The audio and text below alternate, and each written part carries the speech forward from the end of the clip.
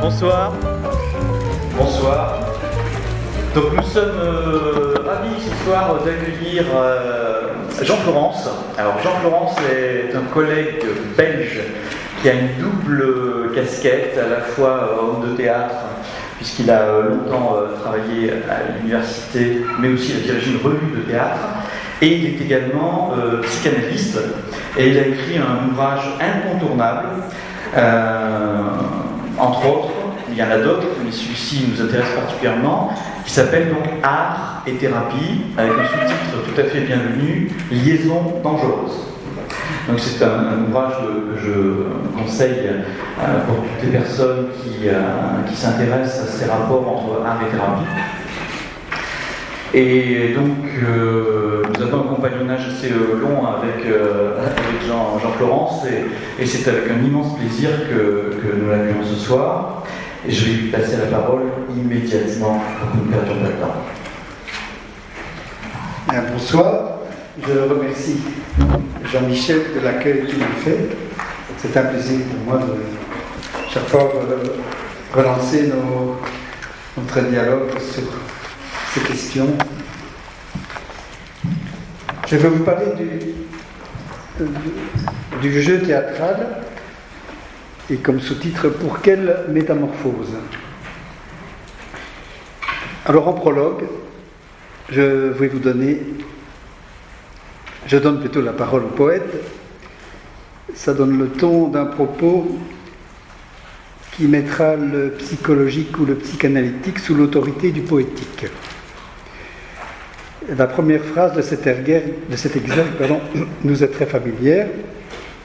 Trop peut-être, et c'est pour ça que j'ai voulu lui donner le texte qui suit cette citation bien connue de Shakespeare, « Le monde entier est un théâtre »,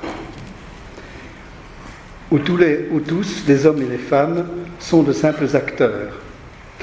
Ils y ont leur entrée, leur sortie, et chacun joue bon nombre de rôles dans sa vie, et les actes y délimitent 7 âges. Alors Shakespeare anticipe les psychologues du développement, et donc je vous lis la suite de cette citation. Alors il distingue 7 âges de la vie.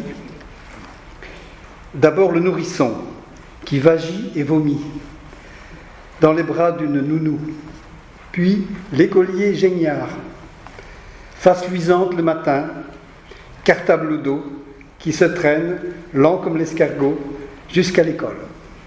Ensuite, l'amoureux, qui soupire, tel un soufflet de forge, et d'une triste ballade chante le sourcil de sa maîtresse. Vient le soldat, plein de jurons étranges, barbu comme léopard, jaloux de son honneur, vif, prompt à la querelle, qui s'en va conquérir cette chimère qu'est la gloire, jusque dans la gueule du canon. Puis c'est le juge, ventre bien arrondi, doublé de bons chapons, l'œil sévère et la barbe en forme et bien taillée, plein de sages dictons, d'exemples rabâchés. Et tel il joue son rôle. Le 6e âge figure le vieillard, tout maigre et en pantoufles, sur le nez, les besicles, aux côtés l'escarcelle. Ces choses d'adolescent, bien conservées, ballottent sur son maigre mollet. Et sa voix mâle et forte, retrouvant le fossé du gamin, a le timbre flûté et chevrotant. Le tout dernier tableau, qui clôt cette chronique étrange et mouvementée, c'est la retombée en enfance, l'oubli total, sans dents, sans yeux, sans goût, sans rien du tout. C'est dans Comme il vous plaira, acte 2, scène 7. Alors,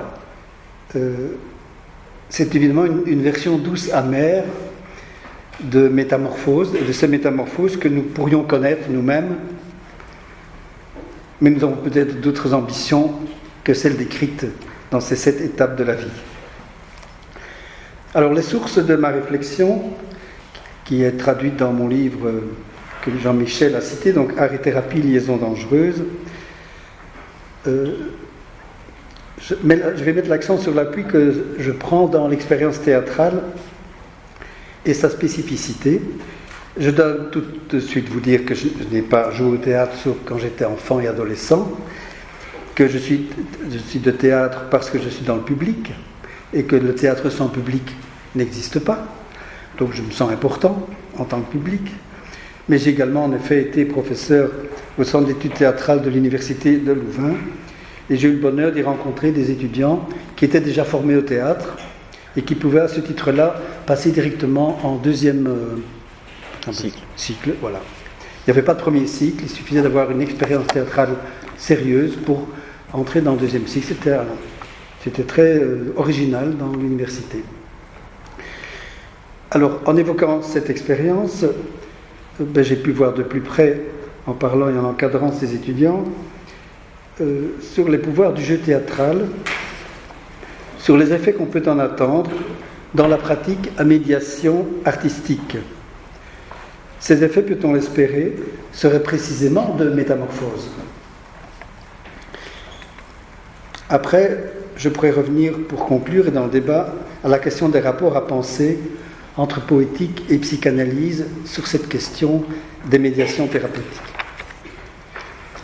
Alors, premier point, le jeu théâtral, le masque et la transe. Roger Caillois, dans son essai très original de socio-anthropologie du jeu, qui s'appelle « Les jeux et les hommes », ordonne l'univers des jeux selon 4 grandes catégories. Catégories qui mettent en évidence 4 grands ressorts, ou pulsions, si vous voulez, de jeu, lesquels peuvent entrer en combinaison plus ou moins heureuse ou réussie. Il les présente comme des attitudes élémentaires, parfois comme des instincts. Alors, il leur donne des noms étranges, tirés soit du grec, soit de l'anglais. Donc, c'est l'agone, en grec c'est la compétition. L'aléa, ça c'est du latin, c'est le dé, donc la chance, les jeux de chance, de hasard. La mimicry, qui est le simulacre. On retrouve bien sûr la mimésis théâtrale. Et enfin, l'illynx, qui en grec veut dire le vertige. Donc il y a des jeux de compétition, de hasard, de simulacre et de vertige. Chacune de ces attitudes, considérée selon son évolution propre, se développe à partir d'un pôle enfantin qu'il appelle paidia, qui veut dire le jeu, l'enfant en grec, donc de la pédagogie, etc. Mais paidia veut aussi dire le jeu et l'enfance. C'est intéressant. Et ces 4 tendances se développent d'un style enfantin très désordonné, très spontané, vers un style plus organisé. Et il choisit non plus le mot grec comme paidia pour le nommer, mais le mot latin, ludus, le latin évidemment étaient des juristes, comme vous savez, très organisés. Donc du jeu désordonné au jeu organisé, il y a une gradation dans ces 4 catégories. Alors ces catégories peuvent s'associer de manière plus utile et formelle ou plus labile. Et sa thèse est que la combinaison des jeux de compétition et des jeux de hasard constitue un type de société codifiée, rationnelle et juridique. Nos sociétés libérales, par exemple, et démocratiques, combinent la combinaison de la compétition, on le sait bien, et le hasard. Les sociétés dites primitives, dans son vocabulaire qui est un peu contestable, sont dominées par l'association du masque et du vertige, donc le pouvoir des masques, et il y donne une série de synonymes. La possession et l'hypnose, ce sont des sociétés de la maîtrise magique du monde, sociétés d'où nous venons, mais cette association du masque et de la transe joue encore dans notre propre société, d'une certaine manière. Alors, sans entrer dans le détail de cette spéculation ethno-anthropo-sociologique de Caillois, je retiens ce qu'il dit de l'alliance particulière du simulacre et du vertige. Alors, le simulacre, ça traduit ce qu'il appelle la mimicry. Ça suppose de la part de celui qui s'y livre la conscience de la feinte et du simulacre, tandis que le propre du vertige et de l'extase est d'abolir toute conscience. Autrement dit, dans la simulation, on remarque une sorte de dédoublement de la conscience de l'acteur entre sa propre personne et le rôle qu'il joue. Dans le vertige, au contraire, il y a désarroi et panique, sinon éclipse absolue de la conscience. Ce sont les jeux où l'enfant se fait des carambolages, des cumulets, de la balançoire, jusqu'à tourner autour d'un piquet, jusqu'à se perdre la tête. Donc c'est jouer à se faire perdre la tête. Autrement dit, on remarque ce dédoublement volontaire au départ, mais qui peut virer, à force d'être pris au jeu, dans une sorte de vertige et de perte de conscience. Une situation fatale est créée, dit-il, par le fait que le simulacre par lui-même est générateur de vertige et le dédoublement source de panique. Feindre d'être un autre aliène et transporte. Porter un masque enivre et affranchit. De sorte que dans ce domaine dangereux où la perception chavire, la conjonction du masque et de la transe est entre toutes redoutable. Elle provoque de tels accès, elle atteint de tels paroxysmes que le monde réel se trouve passagèrement anéanti dans la conscience hallucinée du possédé. Alors, il existe une tradition séculaire qui confirme ces liens entre le théâtre et la possession, l'art et la folie, l'inspiration créatrice et le délire. Et Nietzsche a écrit des pages saisissantes sur l'origine du tragique, en invoquant les figures mythiques d'Apollon et de Dionysos, le dieu de la clarté et de l'harmonie et le dieu de la possession et du délire bachique. Depuis plus de 2 siècles, cette relation a pris une autre tournure quand la folie est devenue l'affaire de la médecine, avec l'invention de l'asile et de l'aliéniste et la naissance de la psychiatrie. Michel Foucault a bien montré comment l'appropriation par le savoir médical d'un savoir jusqu'alors réservé à la sphère du sacré, divin ou démoniaque, a bouleversé le statut de la folie en la réduisant à la notion de maladie mentale. Un espace nouveau se créait, organisé par un regard et par un discours se réclamant de la science. Pourtant, chez les premiers aliénistes, demeurait une curiosité mêlée de fascination et d'admiration pour les productions expressives spontanées des aliénés.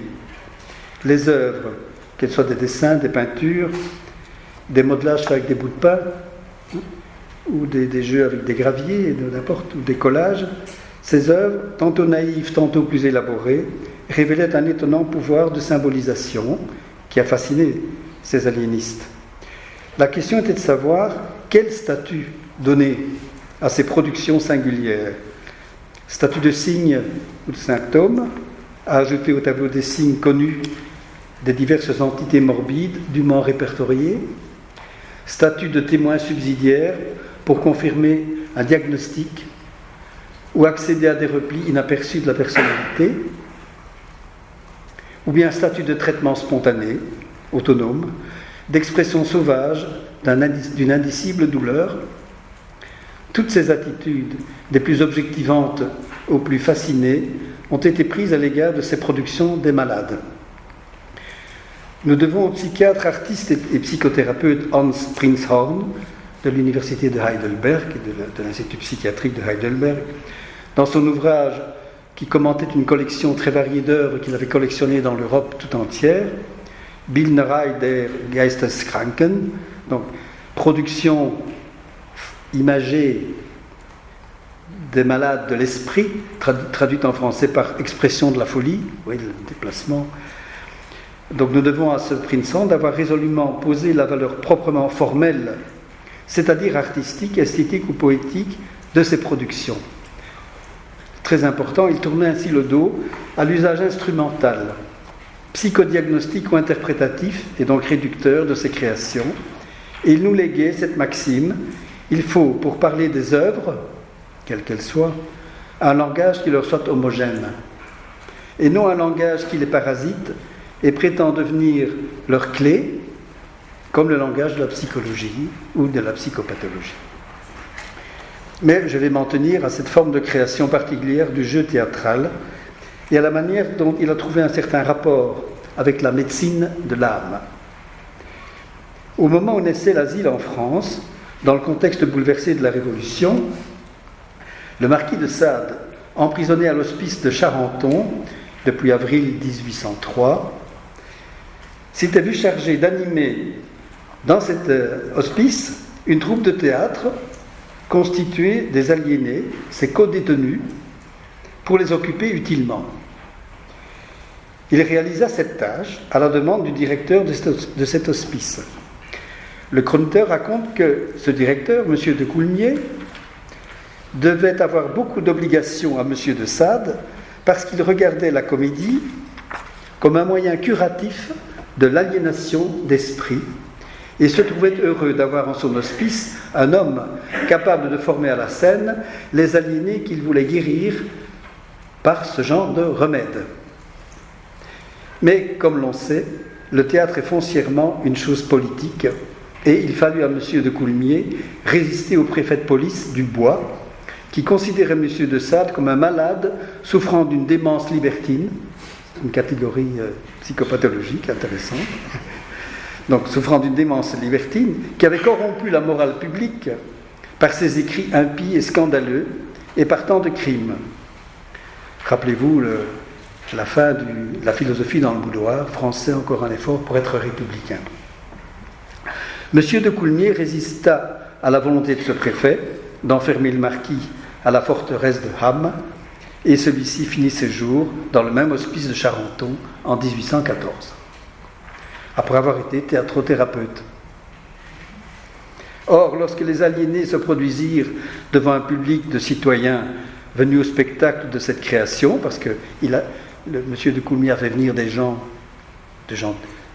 bourgeois et ordinaires pour venir assister au spectacle réalisé par les aliénés sous la direction de Sade, ils assistèrent à quelque chose de très spécial, parce que le thème qu'ils avaient choisi de représenter, c'était le complot pour arriver à assassiner Marat. Charlotte Corday, vous connaissez bien. Ils se prirent dangereusement au jeu et déclenchèrent, de par leur enthousiasme, leur exaltation et leur vocifération les plus convaincantes, une réelle panique dans le public. Est-il l'exemple le plus saisissant des potentialités subversives et délirantes, autant pour les acteurs que pour leur public, de l'alliage singulier du simulacre et de la transe. Alors, en lointaine analogie avec cet événement à Charenton, je vais vous parler d'un collègue qui se disait théâtrothérapeute et qui avait voulu et qui était invité à faire des animations de théâtre en prison avec des détenus assez gravement punis pour des choses difficiles. Et il avait décidé de répéter avec eux la pièce de Peter Weiss, Marassade, qui elle-même reprenait cet épisode de Charente, ou l'époque révolutionnaire, et que Peter Brook avait joué en 1964. Et cette pièce s'appelait, pour Peter Brook, La persécution et l'assassinat de Jean-Paul Marat, représenté par le groupe théâtral de l'hospice de Charenton, sous la direction du marquis de Sade. Alors, le comédien en question, que je connaissais bien, pénétrait de bonnes intentions pour conscientiser les détenus sur les questions politiques, et en même temps pour être leur thérapeute, avait été admis dans cette prison et pour travailler toute une année. Et il était arrivé petit à petit à faire des morceaux d'improvisation et d'arriver tout doucement au spectacle. Et à un moment donné, au fil des répétitions, il s'aperçut que ce travail de pousser les gens à jouer des rôles révolutionnaires, alors qu'on était dans une prison, avait des conséquences tout à fait imprévues et même fâcheuses, parce qu'il l'autorisait, lui, dans l'espace de son atelier, à dire des choses contestataires, à hurler des slogans révolutionnaires. et finalement, pour eux, c'était une façon aussi de hurler contre des conditions ignobles auxquelles ils étaient soumis dans la prison. Mais le plus cruel pour eux, c'était quoi? C'était de voir que leur animateur, qui venait de les inciter à la révolution, il rentrait chez lui gentiment le soir, tandis qu'eux, ils retrouvaient les contraintes de la prison. Donc il y avait une sorte de cruauté dans l'expérience qui a fait que ça a tourné très très mal, qu'il a fait l'objet d'une très grande agressivité et qu'il a dû faire ses bagages. Et donc notre théâtre-thérapeute, honteux et confus, jura, mais un peu tard, qu'on ne lui prendrait plus d'une manière aussi irréfléchie. Donc voilà pourquoi c'est des liaisons dangereuses, ce que je voulais dire. Le théâtre détient des pouvoirs détonnants grâce à sa nature de paradoxe vivant, où pour être pleinement l'incarnation d'un personnage que l'on n'est pas, il faut donner le meilleur de ce que l'on est. Le jeu théâtral exploite cette double disposition en nous, de la mimésis et de la catharsis, cette jouissance de l'illusion construite, de la fiction et de la ronde des identifications jouées. Représenter, faire comme si, ouvre d'incroyables puissances, permet l'exploration libre d'autres mondes, imaginaires, possibles, à venir. Peter Brook, dans L'espace vide, nous dit « Dans la vie quotidienne, l'expression « comme si » est une fonction grammaticale. Au théâtre, « comme si » est une expérience. Dans la vie quotidienne, « comme si » est une évasion. Au théâtre, « comme si » est la vérité. Porteur du masque, présentant le personnage, le comédien devient un autre, par la grâce même du jeu qui le transfigure, le transmue à la dimension de symbole, de mythe. Il devient l'idéogramme d'une écriture collective, d'une écriture mythique. Il devient hiéroglyphe vivant, comme dit Artaud, dans Le théâtre et son double, passeur d'une vérité plus grande et plus formidable que celle des apparences et que lui-même. Diderot, dans son paradoxe sur le comédien, a vigoureusement souligné que le comédien qui se joue lui-même est médiocre et très peu convaincant. Il n'est qu'un banal et ennuyeux histrion. Pour être un vrai comédien, il doit s'identifier à plus grand que lui. Alors voici ce qu'il dit. Portez au théâtre votre ton familier, votre expression simple, votre maintien domestique, votre geste naturel, et vous verrez combien vous serez pauvre et faible. Donc le naturel au théâtre se construit. Gordon Craig disait donc « Soyez faux, faux, faux, d'un bout à l'autre, c'est le seul moyen d'être vrai. » Le spectateur, très exigeant au théâtre, a besoin d'être transporté par l'illusion théâtrale, qui n'est d'ailleurs pas une illusion du tout. On n'est pas là pour être trompé vraiment. L'attente du spectateur est avide, gourmande, implacable, et elle a quelque chose d'effrayant. Et ce quelque chose n'est pas étranger au trac qui saisit le comédien au moment de franchir le seuil de la scène. Apparaître sur scène est un acte tellement risqué et transgressif qu'un acteur m'a un jour confié qu'il vivait la présence du public devant lui dans le noir, là, et son appel démesuré à vivre autre chose, comme quelque chose de meurtrier. Donc il allait vers son assassinat. Sans doute est-ce un sens à donner à ce qu'Artaud entendait par le théâtre de la cruauté. Théâtre de la cruauté qui ne voulait pas dire faire des choses sanglantes sur la scène, mais ce qu'il appelle une cruauté envers soi-même, par exigence du travail impliqué. Donc ceci implique donc une grande passion, personnellement très profondément ancrée et collectivement partagée, passion pour une recherche infinie de vérité qui exclut la banalité, la psychologie et l'insignifiance. Le plaisir du divertissement, qui est bien sûr tout à fait légitime, doit égaler celui de l'intelligence et de la sensibilité.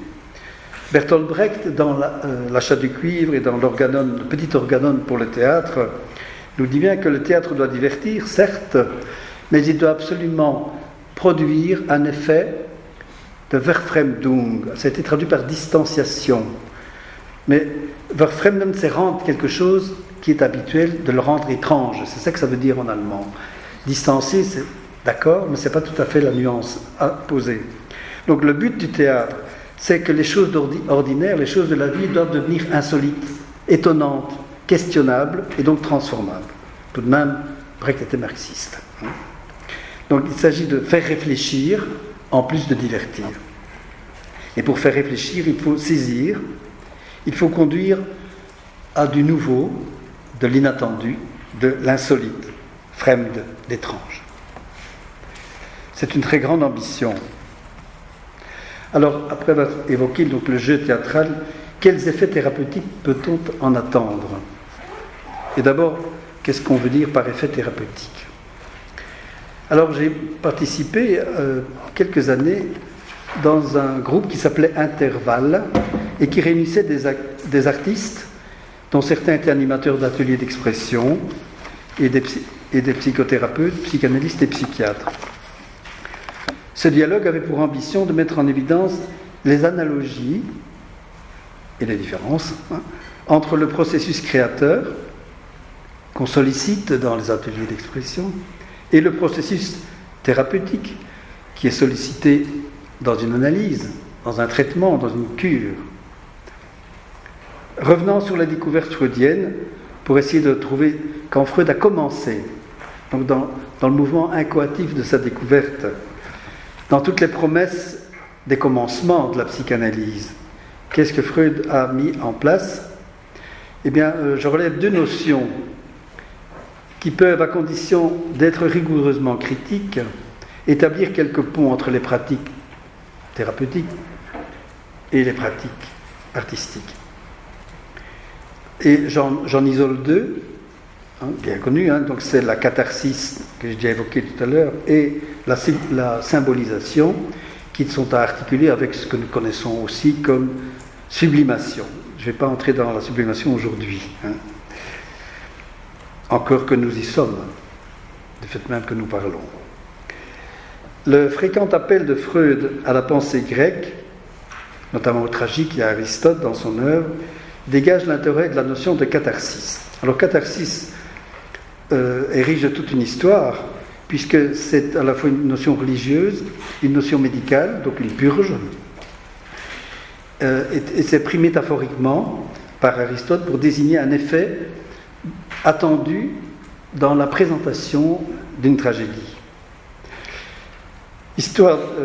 La catharsis est riche, mais bien sûr, des cultes, des thérapeutes au sens des prêtres qui étaient au service des temples. Donc les premiers thérapeutes étaient des gens qui prenaient les offrandes des fidèles et allaient au cœur du temple les offrir aux dieux. Donc ils étaient des accompagnateurs, ce que nous sommes toujours d'ailleurs, vers un dieu qui est plus un dieu abrité dans une statue, mais vers un X à découvrir. Donc Dionysos, Apollon étaient de ces dieux. Il y en avait d'autres. Mais également, il y a cette tradition cultuelle de la catharsis, mais bien sûr, la réflexion des philosophes sur les passions humaines et sur leur place dans la cité. Or, chez Aristote, il y a le fameux texte de la Poétique où il définit la tragédie comme ceci. Il dit: la tragédie, c'est l'imitation d'une action de caractère élevé et complète, qui a une certaine étendue, et cela dans un langage relevé d'assaisonnement, d'une espèce particulière, suivant les diverses parties, imitation, mimesis, qui est faite par des personnages en action, donc des acteurs, et non au moyen d'un récit, comme l'épopée, où on raconte, et qui, suscitant pitié et crainte, opère la purgation, catharsis, propre à pareilles émotions. Alors, ce qui est un peu dérangeant, c'est que les fameux assaisonnements, c'est tout le travail de mise en scène et tout le travail corporel des acteurs. Pour lui, c'était des assaisonnements. L'important, c'était qu'il y ait un mythos, quelque chose qui soit raconté de puissant et qui soulève ces passions du malheur, du passage du bonheur dans le malheur qui arrive au héros. Bon, cette définition a suscité 1000 commentaires et beaucoup de questions. Qu'est-ce que c'est cette catharsis qui vient de la médecine? quand elle parle des passions dans l'âme du spectateur. Et pourquoi la pitié et la crainte et pas toutes les autres? Pourquoi ces deux-là surtout? Nous avons perdu le texte où Aristote définissait également la comédie et les ressorts du rire.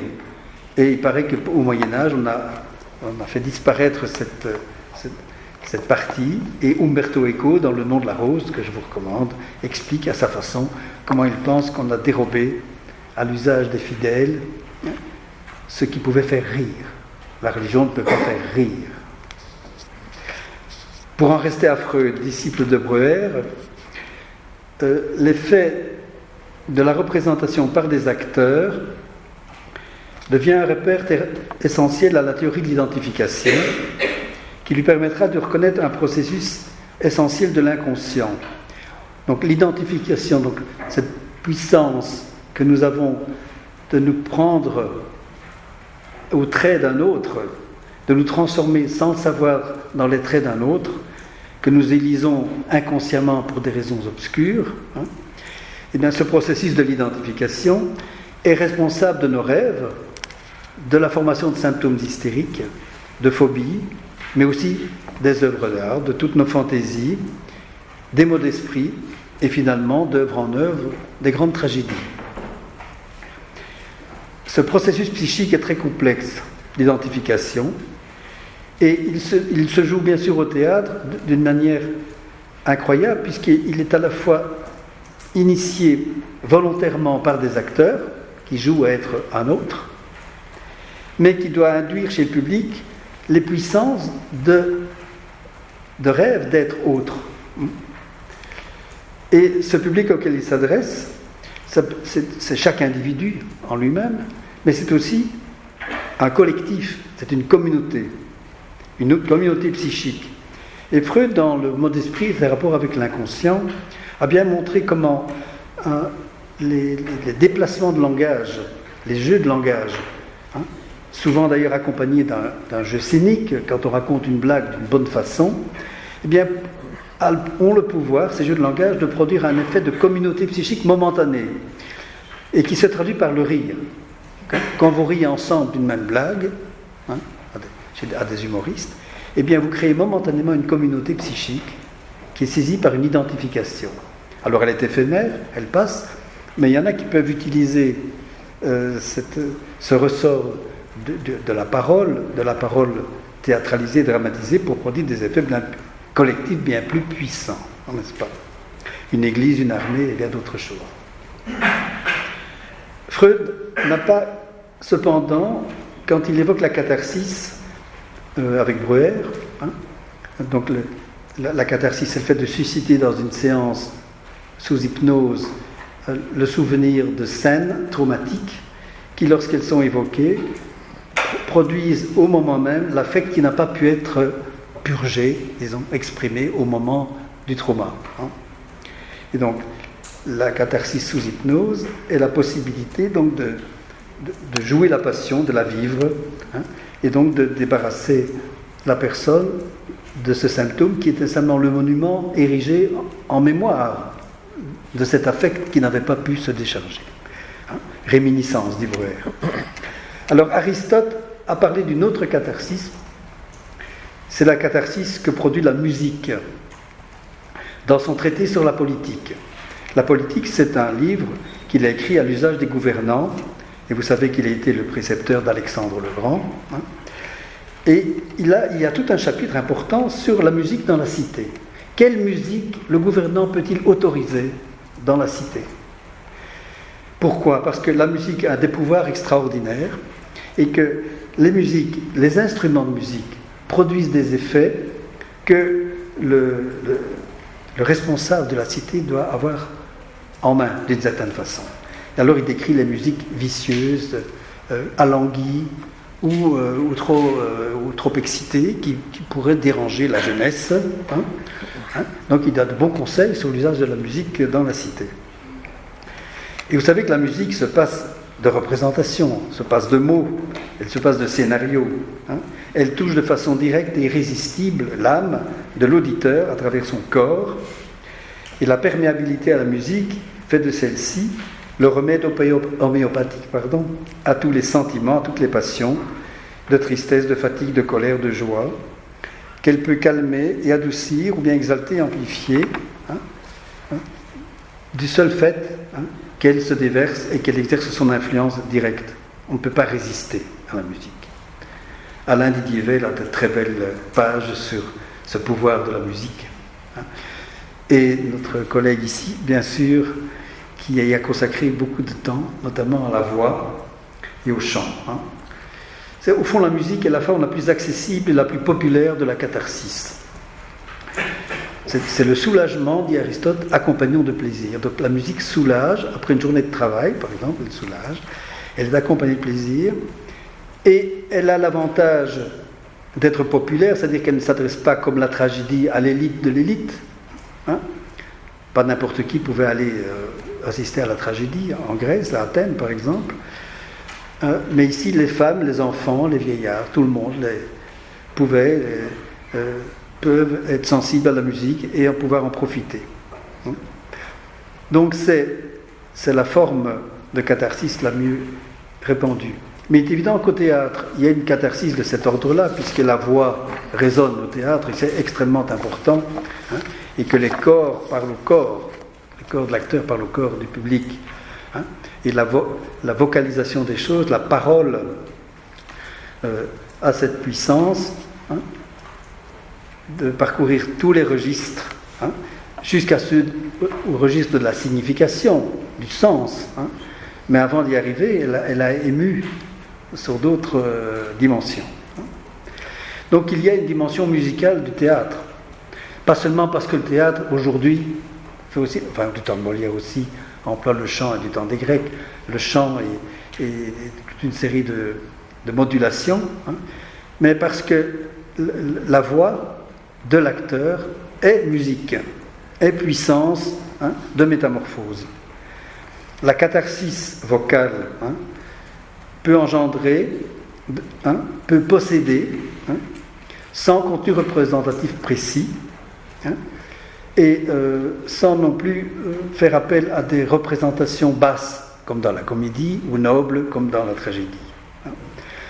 Alors il est regrettable qu'Aristote n'ait pas articulé ce qu'il pourtant dit de très précieux sur cette double dimension de la catharsis.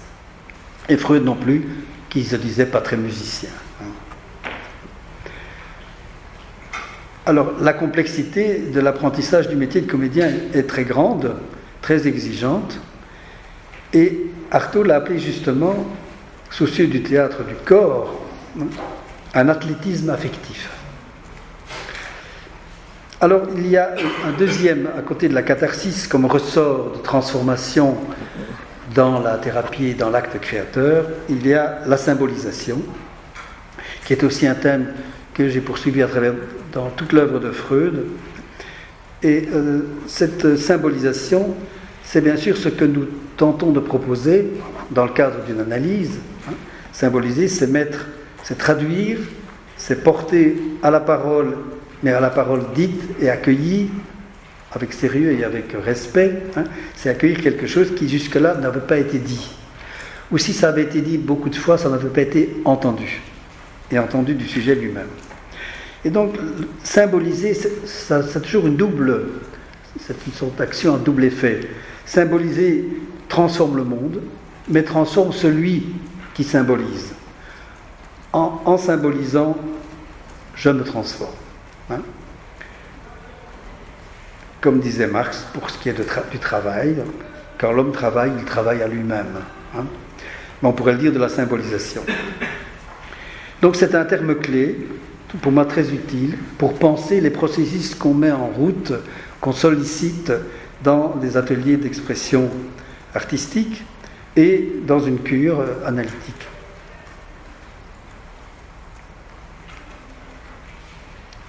Et alors si on voit un petit peu, si on met ensemble les différents contextes dans lesquels Freud a pensé et fait surgir le mot symboliser, j'en relève 4 grands secteurs. D'abord, c'est autour de cette découverte avec Breuer.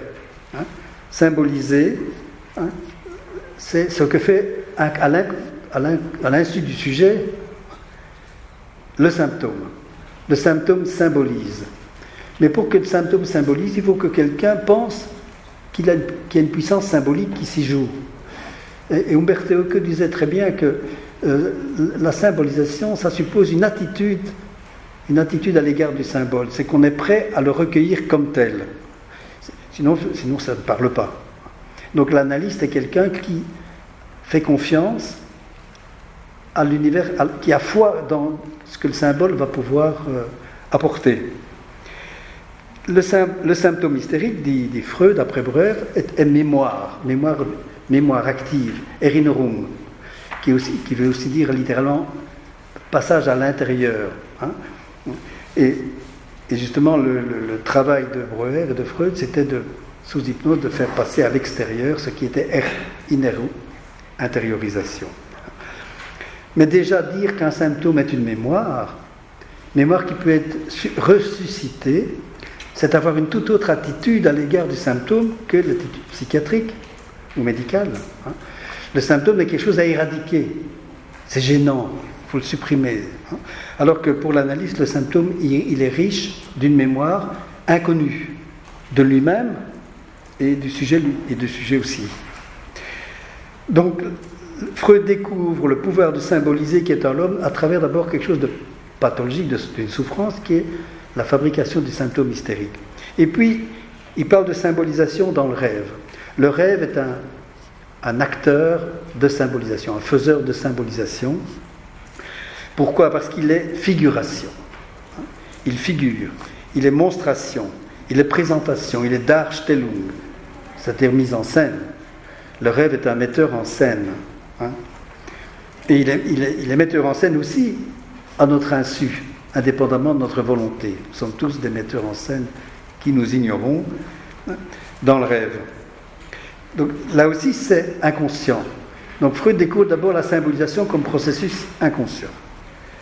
Mais pour dire qu'un processus de rêve et qu'un rêve a une fonction symbolique, ce qui était dit depuis la haute antiquité dans toutes les cultures, il faut avoir vis-à-vis du rêve un respect, une curiosité, une sorte de bienveillance curieuse, hein, que n'a pas la médecine, pour qui c'est une décharge neurologique. Donc il y a une certaine façon d'être un public pour le symptôme ou pour le rêve, qui lui donne cette chaleur et cette vivance de symbole. Alors il y a deux autres domaines, après le symptôme hystérique ou le rêve, où Freud parle de symbolisation, c'est le jeu de l'enfant, le fameux forte da du gamin, de son petit-fils avec la bobine, je ne répète pas l'histoire, mais en tout cas Freud dit en conclusion de ce que fait ce petit gamin qui prend une bobine, qui la lance et qui articule O-A, à chaque fois, il nous dit qu'il fait un immense travail de culture, Kulturarbeit, ce qui fait là, le petit gamin. Il est en train d'essayer de surmonter une angoisse et en même temps une colère contre sa mère qui va et qui vient, et il se fait acteur, d'abord avec un objet qu'il lance et qu'il reprend lui-même, mais en plus, dans une autre en bas de page, Freud souligne que le gamin aussi avait trouvé le moyen de se faire lui-même apparaître et disparaître devant la glace. Bébé O, bébé A. Et que quand la mère arrive, il lui dit que l'enfant n'est pas là. Donc là, il a appris le sens du langage qui permet de dire ce qui n'est pas. Et c'est là que j'arrive à la dernière sphère, la plus complexe du travail de symbolisation, c'est qu'on ne peut pas penser le symbole sans la négation, la négativité. Et là, toute la tradition philosophique est derrière nous, depuis les sophistes jusqu'à Hegel, et puis après, pour montrer que le symbole est et n'est pas en même temps. C'est ça. Quand on parle de paradoxe du comédien, c'est être et ne pas être. C'est pas être ou ne pas être, c'est être et ne pas être. Le travail. Qui est le fondement de toute distanciation, de toute réflexivité, de toute sublimation. Il ne faut donc pas se méprendre sur l'apparente facilité,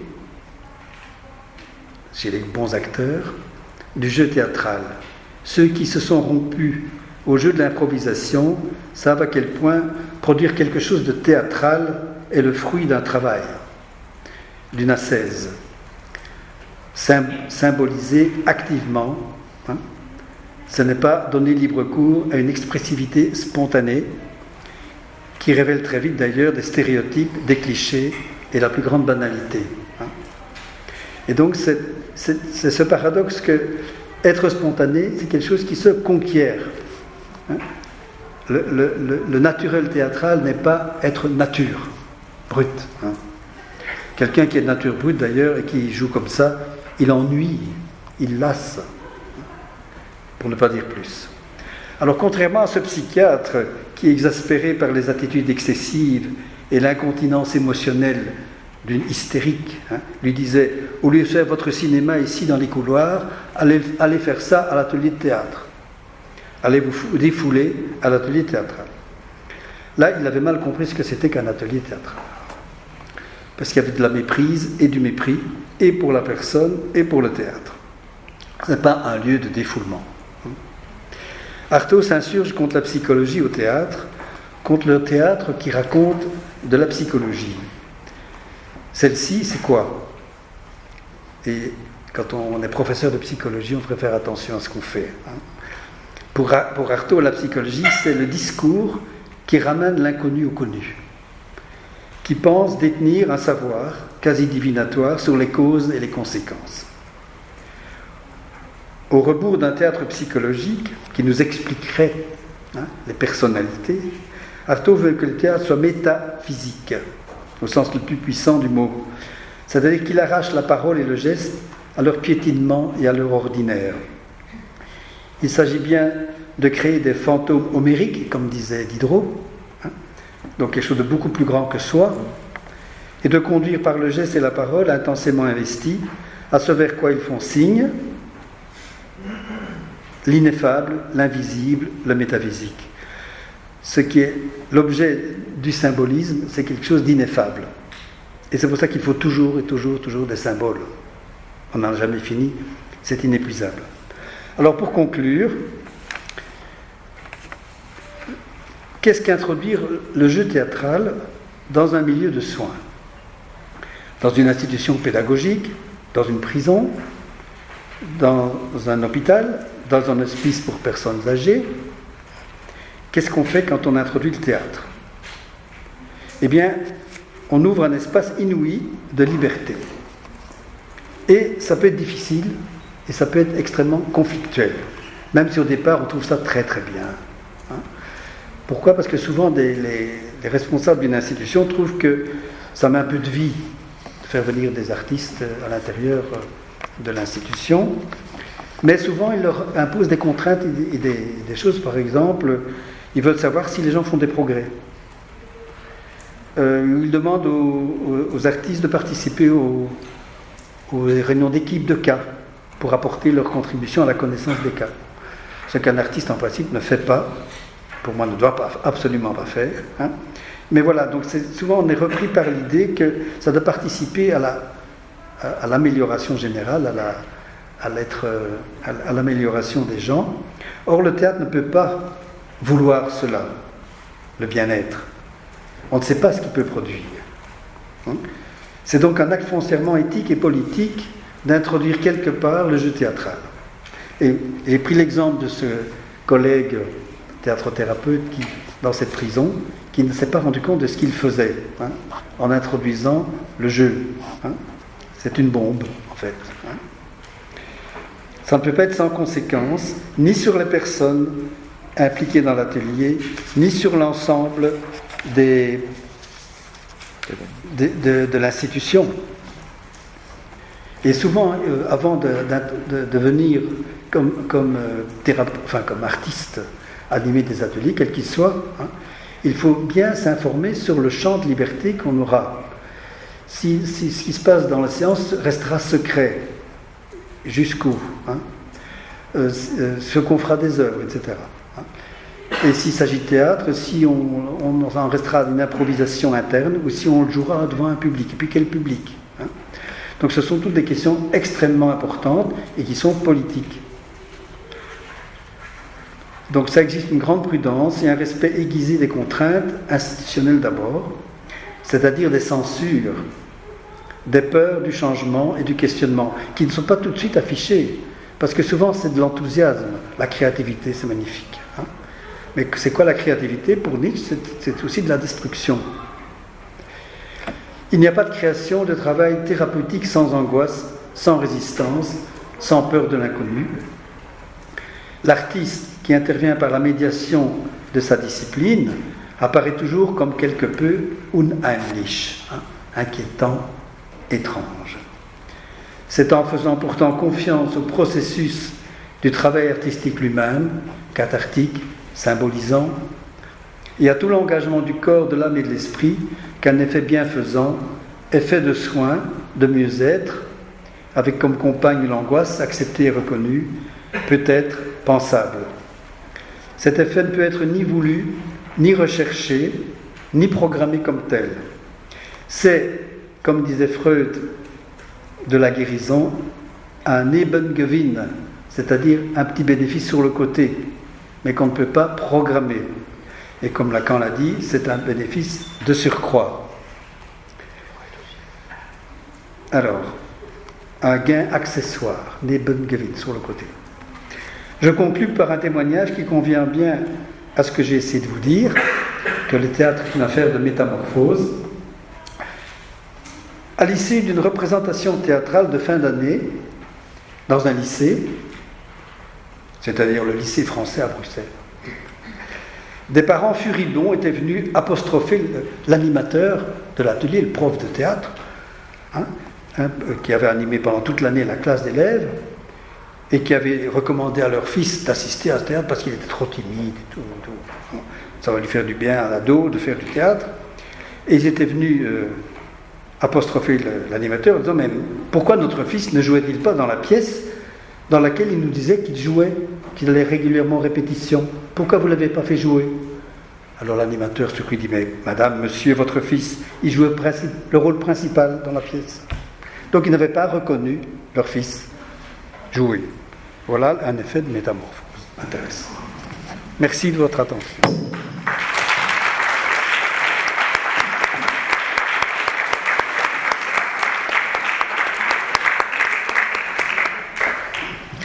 Merci Jean pour ce magnifique parcours qui ouvre bien sûr des pistes passionnantes.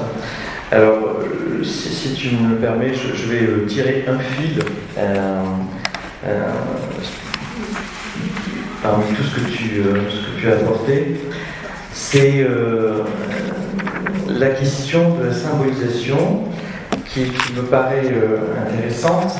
Mais j'ai l'impression que ce serait peut-être pertinent de distinguer deux types de symbolisation. En tout cas, j'ai l'impression que c'est ce que tu esquisses, même si ce n'est pas dit de façon aussi claire.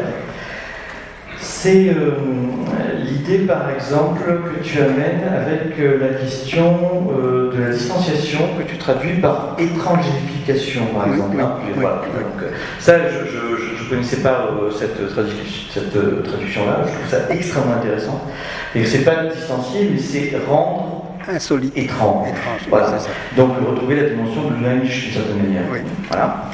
Donc du coup, c'est plus une symbolisation qui vient, je dirais, apaiser, qui vient donner du sens, qui vient structurer du côté de la signification, mais c'est une symbolisation qui est un peu plus étrange. C'est en ce sens que je crois que c'est important de distinguer cette symbolisation de la symbolisation qui a lieu dans la catharsis breuerienne. C'est-à-dire que on est quand même bien avant la psychanalyse avec Breuer de façon très claire, et la méthode cathartique n'est pas psychanalytique. C'est-à-dire que ce que Freud et Breuer découvrent à ce moment-là, c'est que donner du sens et donner un sens, ça peut avoir des effets apaisants. Et on le voit bien dans les différents cas que relatent Freud et Breuer. Le sens, il arrive, et puis on met en continuité comme ça un événement et un symptôme, et cette révélation va avoir des effets d'apaisement. Est-ce que ça a des effets analytiques? Freud dira à un moment non, puisqu'il va abandonner ça. Donc c'est pas cette dimension peut-être de la symbolisation qui est la plus pertinente. Celle que j'aimerais peut-être que tu développes un petit peu plus, si tu veux bien, c'est cette dimension symbolisation qui est extrêmement plus difficile à appréhender, c'est celle qui articule l'être et le pas-être. C'est celle qui articule, comme tu le disais de façon tout à fait intéressante, la catharsis de la poétique et la catharsis de la politique. C'est-à-dire celle qui va articuler à la fois la dimension du théâtre et la dimension de la musique. Donc la dimension du sens et la dimension du non-sens. Ce que tu articules aussi avec la question de la voix du comédien. Et ce que Nicole Laureau, par exemple, dans la Bande de Gué, son magnifique ouvrage La Bande de Gué, met bien en évidence lorsqu'elle dit que le théâtre est traversé dans son être par des moments où quelque chose du sens est mis à mal avec des effets de voix. Ce qu'elle met, elle, au sens du aïe-aïe, les cris qu'on rencontre dans la tragédie. Donc c'est une symbolisation qui n'est plus quelque chose qui ouvre ou qui appuie sur une mise en sens, une mise en signification, mais c'est une symbolisation qui est capable d'accueillir une dimension altère, une dimension autre.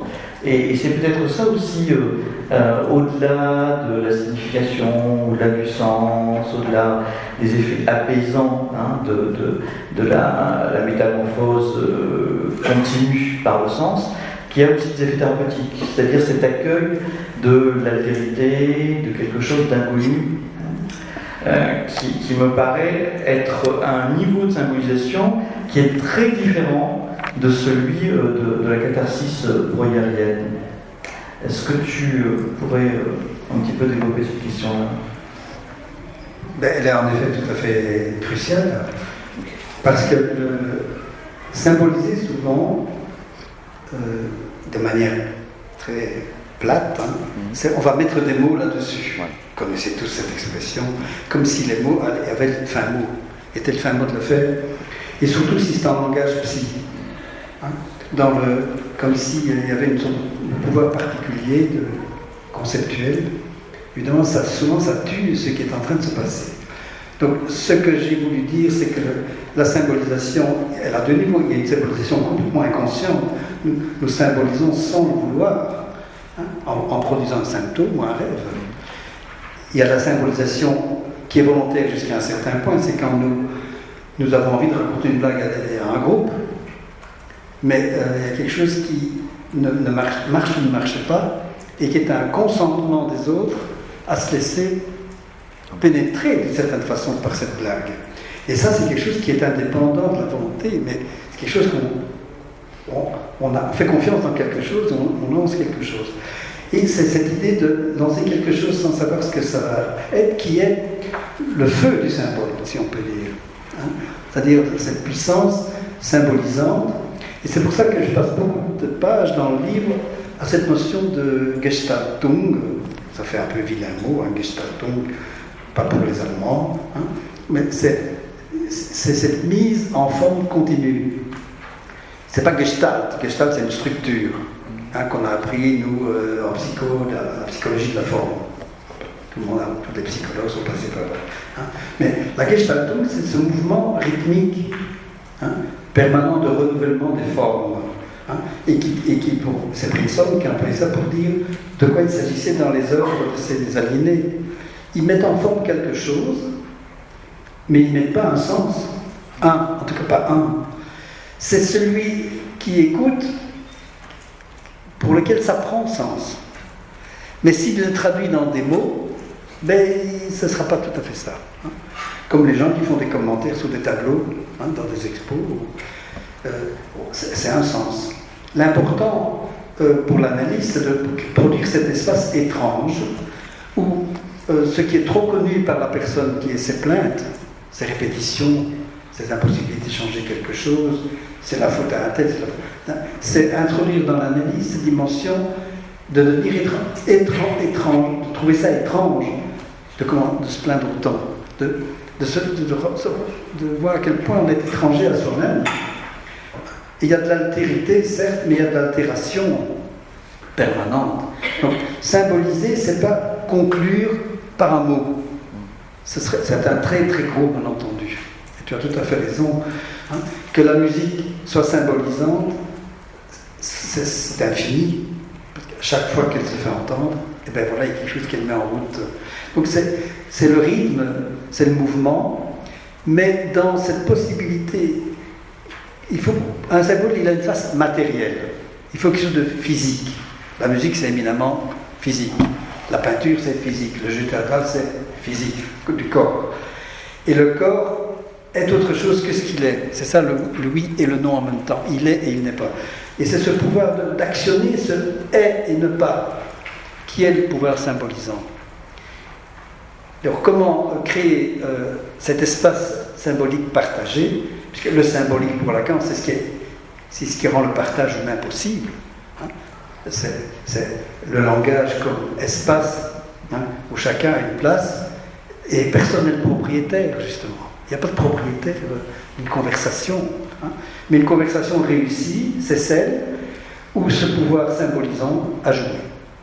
Donc c'est du jeu, de la symbolisation. C'est Winnicott, c'est ce beau mode transitionnel, potentiel, hein, et pas un sens, au sens de la signification. Donc il y a beaucoup de malentendus, c'est ça ce que haïssait Artaud, hein, c'est la psychologie au sens de trouver des significations. Ah, ça veut dire ça. C'est l'accueil de l'inconnu, hein, mais de l'inconnu qui va livrer quelque chose. Pas l'inconnu pour lui-même, ce serait absurde, mais il y a quelque chose qui va se faire connaître, dont on va prendre connaissance, mais qu'on ne sait pas d'avance. Et donc il y a toujours une dimension d'inquiétude. Hein. De toute nouvelle séance, on dit qu'est-ce qui va se passer? Et quand le rideau se lève, quand on va au théâtre, qu'est-ce qui va se passer? Est-ce qu'on va s'ennuyer? Ou bien il y a quelque chose qui va se passer? Donc il y a cette dimension d'immaîtriser. Symboliser, c'est pas maîtriser. C'est une maîtrise au sens où le jeu est une maîtrise, où le jeu de l'enfant est une maîtrise, mais il maîtrise quoi? Hein? Il ne maîtrise pas sa mère, il essaye de l'impressionner, hein, mais il ne la maîtrise pas. C'est très joli, il essaie d'impressionner. En fait, ce que tu dis, ça me faisait penser au titre du séminaire de Lacan, l'insu que c'est. En fait, c'est ça. Je veux dire, le travail théâtral, ça serait permettre d'accéder à cette dimension de l'insuccès, hein, voilà, avec la possibilité que ça puisse réussir, même si c'est toujours un petit peu à côté. Écoute, je vais passer la parole à la salle. J'imagine qu'il y a plein de questions. Sinon, je vais garder le micro jusqu'à la fin, ça serait dommage. Des questions? Bon, aussi. Oui. C'est tout simplement sur cette dernière phrase Oui. Qui m'a interpellée. Dans cette question symboliser, ce n'est pas maîtriser. Donc dans le jeu de l'enfant, si on reprend le corda, etc., justement, moi, il me semblait qu'il y avait cette notion d'essayer de maîtriser. L'enfant joue pour essayer de maîtriser quelque chose dans lequel d'abord il a été passif et ensuite il essaie de devenir actif. Donc, j'avais dans l'idée que c'était une tentative de maîtriser, et là vous me dites c'est vouloir impressionner, donc la mère en l'occurrence, mais pas la maîtriser. Donc, mais la maîtrise pas. Il va pas lui interdire de partir et de revenir. Oui. Mais il y a une maîtrise, mais la maîtrise n'est pas le fameux de la symbolisation. Une maîtrise, c'est de s'approprier une technique. Il apprend, il joue, il apprend. Et cette technique, c'est de jouer à être là, à se cacher, à se montrer, et de voir l'effet que ça fait sur l'autre quand on se cache, quand on se montre. Donc, c'est jouer l'absence-présence. Jouer de l'absence et de la présence. Hein. Au fond, quand sa mère revient de faire ses courses et qu'il dit « bébé oh », parce que dans l'anecdote c'est ça, il dit « moi, je ne suis pas là ». Il vient lui dire, je peux aussi partir en fait. Hein. Bébé O. Ça veut dire qu'il a bien compris le signifiant absent, O qui veut dire forte, qui veut dire loin, hein, et A qui veut dire da, ici. Hein. Donc Lacan parle lui-même, d'ailleurs dans ce tout premier texte, d'une maîtrise symbolique. C'est-à-dire qu'il peut jouer avec, c'est ça, c'est dans ce sens-là, il peut jouer avec le signifiant, et une première opposition signifiante, grâce à laquelle le monde devient articulable. Mais il va devoir articuler toute sa vie, il doit devoir passer sa vie à articuler. C'est pour ça que c'est toute une maîtrise, c'est l'appropriation d'un pouvoir symbolique, mais moi, c'est pas une maîtrise au sens... voilà. C'est presque accepter que ce n'est pas maîtrisable aussi. Voilà, oui. Jouer avec... Mais quand nous parlons, qu'est-ce que nous maîtrisons au juste? C'est ça. Oui, et en même temps, il y en a un petit peu, quoi. Il y en a un petit peu, oui. Mais c'est comme s'appuyer sur quelque chose pour se relancer. C'est ça. Et cette idée qu'il impressionne sa mère alors Ah ben ça m'est venu là maintenant. Oui, mais justement. Mais qu'est-ce que c'est un comédien? On dit des enfants qui sont des comédiens. Quand on voit les mamans qui ont péniblement dans un supermarché, on la poussette, le caddie, le truc, et l'enfant qui hurle dans le magasin. Bon, voilà. L'enfant, qu'est-ce qu'il essaye de faire là? Qu'est-ce qu'il cherche, hein? Comment est-ce qu'elle va le calmer? Il y a tout un jeu là entre les deux. Et nous, public de ça, qu'est-ce qu'on fait, hein? Donc, chercher à impressionner, mais nous passons notre vie à ça.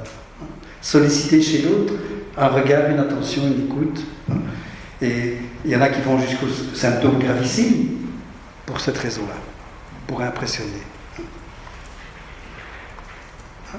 Expression, impression, c'est très joli hein, dans l'histoire de la peinture aussi.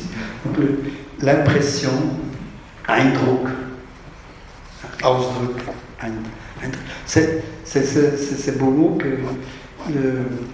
que Anne Friedman avait emprunté à Klages, qui est, ou même à Goethe. Hein, c'est les mouvements expressifs.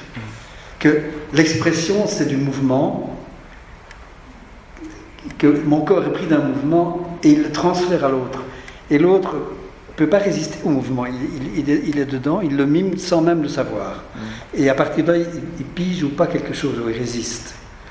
Alors, être impressionné, c'est être mais comme une photo. Il y a une impression. Qu'est-ce qu'on en fait? On y résiste toujours un petit peu parce qu'on a un moi. Hein, mais en même temps, on ne peut pas vraiment y résister. Comme à la musique, les pleurs d'un enfant, c'est une musique particulière qui impressionne, il n'y a rien à faire. On doit en faire quelque chose. On est mis en mouvement. Et l'expression, la Gestaltung, c'est du mouvement, c'est du rythme. Et nous sommes en perpétuel mouvement hein, de chercher à voir si on est liké ou pas. Hein. Je pensais aussi à ce que tu disais tout à l'heure par rapport à la question du comme si, oui. Qui est bien sûr la question essentielle au théâtre, qui est la règle du jeu. Bon, voilà. Et tu sais, puisque je pensais à ce que tu disais tout à l'heure par rapport à la façon dont nous sommes impressionnés par l'autre, par le mouvement de l'autre, les neurones miroirs sont aussi appelés neurones comme si. Oui, oui. Ah oui. Oui, c'est aussi le nom qu'on a donné. Donc, je me demandais si tu t'étais un peu intéressé sur cette articulation entre justement l'identification et ce que les derniers travaux de neuropsy ont montré sur cette question-là. Mais absolument.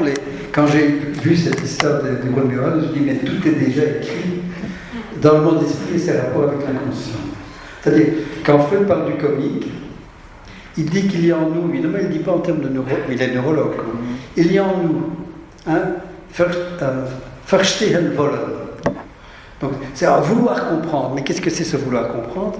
C'est qu'on ne peut pas ne pas se mettre en relation miroir avec l'autre. Oui. Mais on ne peut pas ne pas, hein, c'est plus fort que nous. Hein. Et c'est ça le ressort potentiel du comique. Pourquoi nous rions de quelqu'un qui se casse la figure sur une peau de banane ou n'importe où? Parce que notre corps participe de son mouvement, Satan anticipe sur ce qu'il doit faire, c'est monter des escaliers, et puis il trébuche, il déçoit brutalement notre Vorstehen wollen. Et c'est ce choc, cette chute d'une attente projetée de participation au corps de l'autre, avec ce qu'il fait réellement, hein, qui nous fait ou bien éclater de rire, hein, ou bien avoir de la compassion pour lui, parce qu'on voit qu'il se fait mal. Hein. Mais tout le comique réside dans cette participation immédiate De tous nos... Alors je suppose que sinon nous avons des neurones miroirs, j'ai jamais été les voir, hein, je veux bien les croire. Hein. Mais c'est curieux que ça ait été déjà chez Goethe, hein, sur les mouvements expressifs, et chez Darwin. Darwin lui-même parle de ça, chez les animaux. Hein. Quand un enfant regarde des poissons dans un bocal, il est poisson. Son corps. Quand des supporters regardent un match de foot, ils sont les joueurs. Et d'ailleurs, ils envoient parfois leurs pieds sur le supporter d'en face, parce qu'ils miment le mouvement que l'autre fait ou devrait faire, ou qu'ils s'attendent à lui voir faire. Donc cette participation physique, sans le cerveau, hein, enfin peut-être lesquels cerveaux, je ne sais pas lesquels, cette participation physique au corps de l'autre est notre machine à comprendre. C'est pas un télo, c'est notre corps qui comprend. Alors ça a dû se passer très tôt dans la vie, cette possibilité de participer au corps de l'autre. Et bien sûr, il faut progressivement ériger des barrières. Un adulte qui se verrait... si quelqu'un regarde à la télé à quelqu'un qui est très expressif, eh bien, vous le voyez mimer, et il ne s'en rend pas compte, vous le voyez mimer le gars qui est à la télé. Donc, nous mimons ce que nous voyons. Et c'est cette idée très importante en phénoménologique, que percevoir, c'est se mouvoir. C'est indissociable pour nous. Nous percevons, nous nous mouvons avec ce que nous percevons. Hein. Notre corps participe de la perception. Merleau-Ponty, il y a des pages aussi là-dessus. C'est extrêmement important. Donc les neurones miroirs ne font que confirmer une intuition des philosophes, ou de Darwin à Freud, qu'il y a chez nous cette puissance qui, bien sûr, lorsque ceux qui font de l'impro, ceux qui apprennent le théâtre, on va rendre conscient une partie de ça pour produire des effets dans le public. Hein? Mais c'est rendre conscient dans des techniques, dans une attention extrêmement aiguë à qu'est-ce que c'est qu'un corps vivant, qu'est-ce que c'est que percevoir, toucher, regarder, sentir. C'est ça le travail. Donc le travail des comédiens est énorme de ce point de vue, de ce qu'ils doivent utiliser comme ressort, qui est en chacun de nous. Hein. Mais nous nous arrêtons vite, nous n'allons pas si loin qu'eux dans ce travail. Il y a un petit texte de Freud qui s'appelle Sur la prise de possession du feu, que tu connais sûrement. Et en fait, Freud, il a cette thèse-là. Il dit qu'à l'origine, le corps a été un organe de connaissance du monde. Et c'est quand même tout à fait intéressant parce que en t'écoutant, je me dis, mais alors les pouvoirs thérapeutiques du théâtre, ou en tout cas ceux qui se risquent à pratiquer ou à voir cet exercice, ça serait quelque chose qui passerait effectivement par quelque chose qui serait extrêmement corporel. Et on retrouverait l'idée effectivement de l'athlète affectif en fait. Mm-hmm. Ça serait une thèse oui. Avec laquelle tu pourrais être d'accord ? Absolument, oui. Mais j'ai ri parce que dans le même article, Freud dit que c'est la femme qui est la gardienne du feu parce qu'elle ne peut pas l'éteindre. Les hommes font pipi dessus, mais elle ne peut pas. Elle se brûlerait si elle essayait de faire pipi dessus. Et donc elles sont les gardiennes du feu. L'homme joue à l'éteindre, à l'allumer. C'est pour ça que j'ai ri. Et puis tu as amené autre chose de l'article qui est très intéressant philosophiquement. Ouais. Mais en effet, oui, je ne vais pas redire ce que tu as dit. D'accord. Allez. D'autres questions ? Oui. Léo. Si on le pense dans la pratique des médiations thérapeutiques, oui. On parlait tout à l'heure du trac. Et du coup, est-ce qu'on peut penser que la symbolisation, elle peut venir qu'au moment où on est sollicité en tant que clinicien ? Quand on arrive avec une proposition thérapeutique, un atelier spécifique, le trac, ça peut être vu comme un trop-plein de réel qui va, lorsque le corps évacue, on va vomir, on a une envie de pisser insupportable, et quand on l'évacue par le réel, ça a fonction symbolique.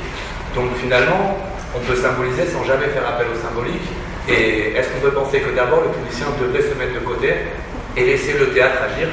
Et s'il est sollicité en tant que clinicien, pensez peut-être après à l'être. Attendez, parce que moi je pense dans l'animation, c'est un comédien qui anime. Là, j'essaie de penser, pardon, mais dans différentes médiations, plutôt est-ce que l'objet, si le musicien vient faire de la musique ou si l'acteur vient faire du théâtre ou autre, est-ce que d'abord on est présenté en tant que clinicien, ça c'est normal pour poser le cadre, mais après si l'objet se suffit à lui-même, est-ce qu'il est pensable de ne jamais penser à être clinicien pour qu'il y ait un effet thérapeutique?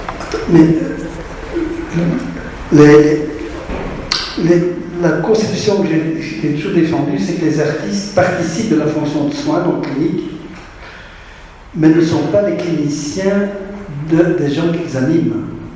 Si c'est clinique, tant mieux. Ce à quoi ils doivent faire attention, c'est utiliser au mieux la discipline pour laquelle ils ont été appelés. Donc, c'est le théâtre le clinicien, plutôt que le clinicien. C'est l'activité que les gens vont faire, ils vont rentrer dedans avec le trac et tout ce qui a pu coûter physiquement de jouer quelque chose. Et le clinicien, dans ce cas-là, l'animateur clinicien, dans la mesure où il fournit le cadre de sécurité nécessaire pour ça. Il faut une sécurité pour risquer ce que vous dites. Mais dans l'idée où on interviendrait en tant que clinicien, comme la position que nous propose d'abord à la fin du master M. Dives, intervenir comme clinicien pratiquant des médiations thérapeutiques. On arrive quand même d'abord comme clinicien, avec un objet qui a ses réalités certes, mais... Oui, je voudrais savoir exactement de quoi, parce que on est engagé dans un hôpital comme animateur de théâtre, mais on est classé dans les cliniciens. C'est ça que tu veux dire? En fait, non. C'est-à-dire que les étudiants qui participent au master sont dans un master de psychologie. Ils ne sont pas dans un master d'art. Oui, d'accord. Voilà. Donc, ce sont des étudiants qui ont fait tout un parcours en psychologie et qui, à l'occasion de ce master, vont réfléchir à ce que c'est qu'effectivement pratiquer le théâtre, la musique, mais ils sont eux quand même aussi en tant que... Ils ne sont pas musiciens, ils ne sont pas metteurs en scène, même s'ils ont souvent une double formation. C'est-à-dire qu'on a souvent des gens qui ont une pratique artistique par ailleurs, mais ce sont des psychologues en fait. Voilà. Donc il n'y a pas, je dirais, même si c'est possible, que techniquement il y ait la séparation entre un intervenant artistique et le clinicien qui pourrait être, comme tu dis, le garant du cadre, mais parfois effectivement ce sont des psychologues qui vont être aussi la personne qui va mettre en route, qui va lancer, enfin Léo ne fait pas du théâtre mais il fait de la boxe, qui va lancer la pratique de médiation. Oui. La formation clinique, elle est indispensable pour être averti de ce qui peut être déclenché. Donc d'assurer quoi, d'avoir une très grande écoute et de chacun qui est là dans. Donc, le clinicien, il est extrêmement présent, peut-être pas avec toutes ces notions, concepts, etc., mais avec sa capacité d'écouter ce qui se passe et comment chacun s'engage ou non. Sinon, il peut y avoir des catastrophes. Il y en a qui croient que animer un atelier de théâtre, par exemple, c'est pousser à l'expression. Exprimez-vous. Allez, vas-y, ça va sortir. Et puis les gens sortent le truc. Mais après ça, clôture de l'atelier, et puis les gens peuvent décompenser et parfois avoir des tentatives de suicide. Donc il faut être éminemment clinicien au sens d'un très grand respect de ce qu'on va déclencher et d'une attention à ce qu'on déclenche. Et c'est pour ça que parfois il faut prévoir des moments de parole, pas tellement dans l'atelier, mais après coup, possible, pour les gens qui ont été ébranlés au-delà de ce qu'on pensait par ce qui s'est passé. Le comédien dont je parlais tout à l'heure, qui avait animé les prisonniers, il pensait indispensable, une fois fait quelques exercices d'impro, tout le monde s'assied, même dans un autre espace, et on parle sur ce qui s'est passé pour chacun. Il y a des gens qui supportaient absolument pas de devoir dire les émotions qu'ils ont vécues, à quoi ça les a fait penser. Ils détestaient ça. Il y en a qui partaient, qui quittaient. Donc, on ne peut pas imposer, au nom d'une clinique de la parole, une mise de parole obligatoire dans le même cadre. C'est autre chose. Donc moi, j'ai été opposé à cela. Mais le clinicien et toute la formation qu'il a, il doit la mettre au service de ce que sa technique, la discipline artistique qu'il va mettre en jeu, ou sportive, va déclencher chez l'autre. Et être aussi prêt à accueillir après, dans la parole, alors des choses qui qui serait passé. Mais je ne sais pas si je réponds bien à votre question. Oui. Ah, oui. Moi, je voudrais peut-être si vous pouvez préciser la différence que vous faites entre improvisation théâtrale et théâtre de texte. Justement, en ce qui concerne la maîtrise, est-ce que vous pourriez faire des analogies, des différences dans les deux cas? Maîtrise, disons, il y a un apprentissage obligatoire dans tous les cas. Si vous faites de l'impro, c'est une école très dure, l'impro. J'en ai fait, moi, comme exercice momentané avec un animateur d'atelier qui disait « Mais vous, les psys, là, vous êtes toujours en spectateur, vous allez être un peu les cobayes de l'affaire. Je vais faire une séance, au lieu de faire un discours sur ce que je fais avec les patients, eh bien, on va faire ça ensemble avec vous. » Et donc, on a été dans l'impro. Et alors, il nous demandait maintenant, vous allez faire un tas.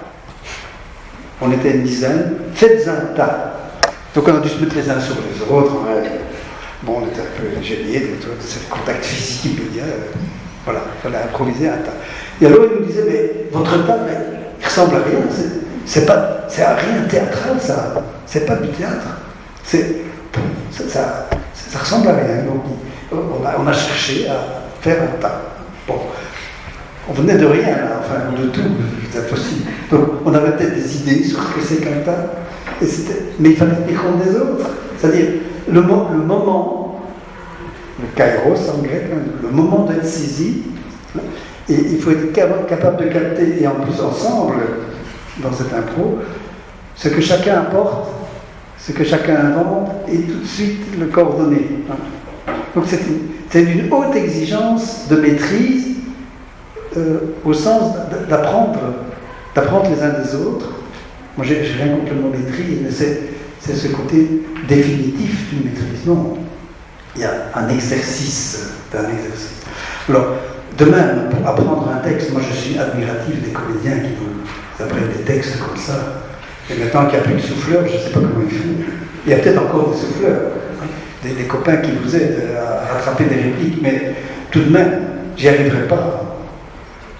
Et là, non, j'y arriverai pas. Donc là, il y a un exercice de la mémoire. Ça veut dire qu'il y a une disponibilité, une réceptivité extraordinaire au texte qui fait que le texte va parler en vous. Vous faites le livre, enfin, vous devenez le livre. Je ne sais pas quel travail d'intussusception ça représente. Cette manière d'absorber un texte, de vivre, d'être le texte vivant. J'admire. Mais c'est à la fois très différent et pas. Dans les deux cas, on met en jeu un pouvoir symbolisant au service d'eux. Voilà. Dans le texte, je cite une anecdote très importante pour moi qui était capitale, c'est une phrase. C'est un prof d'académie de peinture du soir, dans les communes à Bruxelles, chaque commune a son académie où les gens viennent pour faire de la peinture, du graphe, n'importe quoi. Et au début de l'année, il y a les candidats qui se présentent et ils demandent à une dame qui vient, madame, qu'est-ce que vous venez chercher dans mon atelier de peinture? Elle dit, moi je viens faire de la peinture pour m'exprimer. Alors lui il s'étonne, il dit, moi, quand je peins, je ne peins pas pour m'exprimer, mais pour exprimer quelque chose. C'est-à-dire, on se met dans une disposition pour accueillir quelque chose qu'on ne sait pas, qui va venir. Et qui va venir notamment de l'œuvre. Si c'est de la terre, c'est la terre qui va vous donner ce quelque chose. Ce n'est pas déjà en vous quelque part. De même, la disposition intérieure d'un acteur qui apprend un texte est extraordinaire. Un texte est un jeu. Grotowski parlait d'un théâtre pauvre. C'est cette pauvreté, c'est ce dépouillement dans lequel il faut être pour accueillir ce qui va arriver. Dans l'Antiquité, on disait accueillir le Dieu qui allait prendre possession de vous. C'est vrai qu'on parle d'un acteur comme un possédé. Est-ce que je réponds à... C'est très intéressant l'idée que tu apportes de la rencontre avec le média et de la réponse que ce média va nous imposer d'une certaine manière. En fait, ça développe un espace de négociation, on pourrait dire, la rencontre avec l'instrument de musique, la rencontre avec le texte, la rencontre avec la terre. Donc il faut négocier avec ce réel qui est ce dispositif-là. Est-ce que tu as quelques petites idées là-dessus que tu pourrais développer? Est-ce qu'il y a des choses qui te viennent à l'esprit?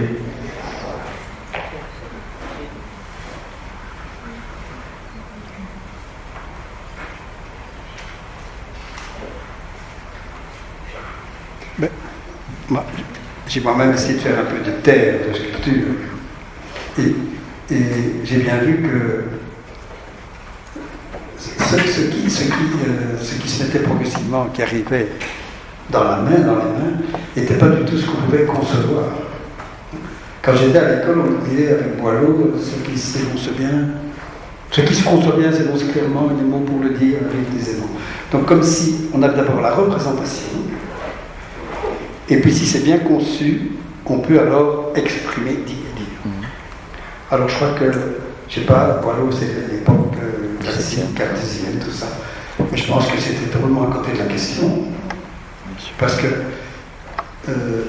ce qui se conçoit bien, c'est le dialogue des mains et de la terre, ce qui se passe. Et la terre, c'est cruel, parce que souvent on fait quelque chose et puis pour ramener, ça fait complètement écraser.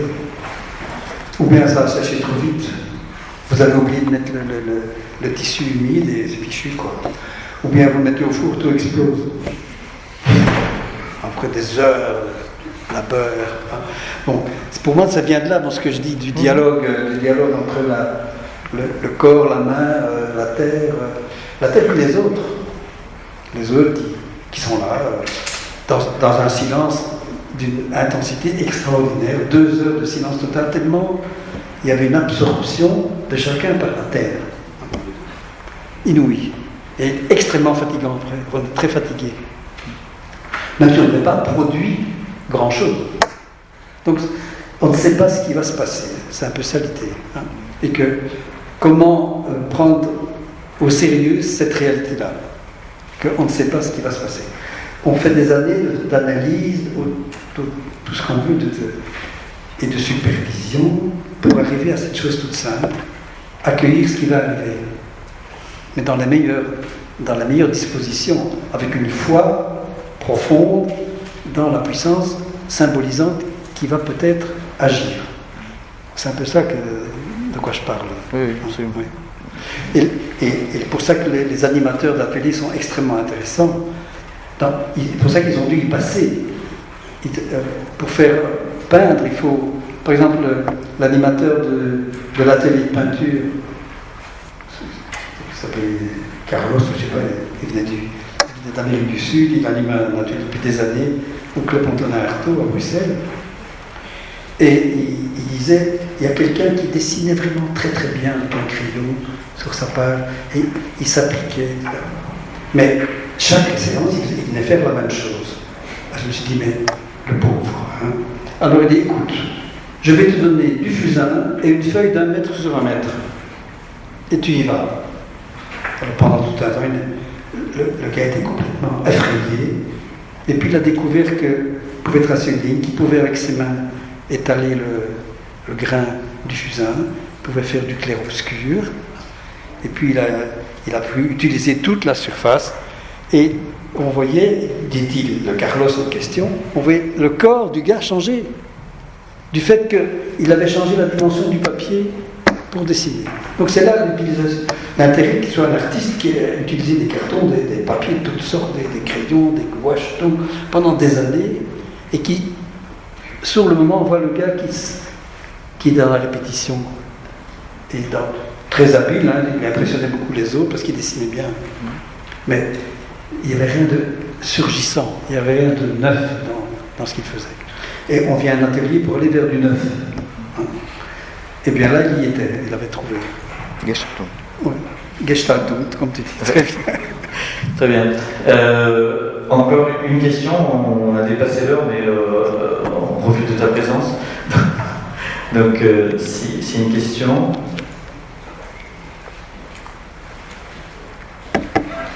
Non. Très bien. Bah, écoutez, dans ce cas-là, nous vous remercions infiniment. Merci beaucoup.